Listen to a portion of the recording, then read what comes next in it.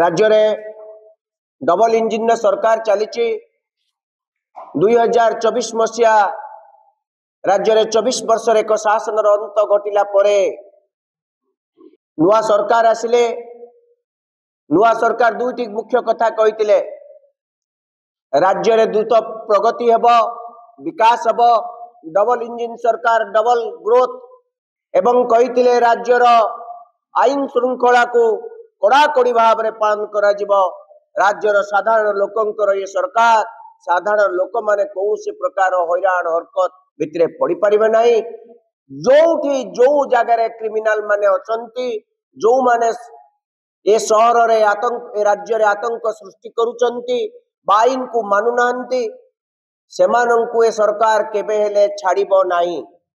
निश्चित दंड दब किंतु दुख एवं परितापर कथा ये सरकार आसीबा परे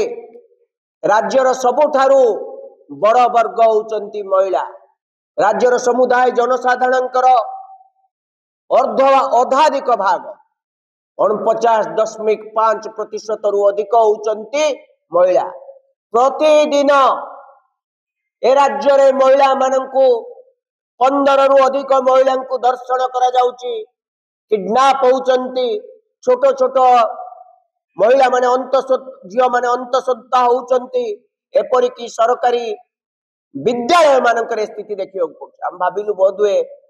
ये परिस्थितिर अंत घटिबा परिस्थितिर अंत घटु नहीं आपण देखिले काली पुरी रे जने ज्वेलरी शॉप ओनर ता दुकान बंद करके ता जिनस पत्र धरिक आसुला रास्ता रे ताको अटका गला एवं ता जिनस पत्र को नहीं गले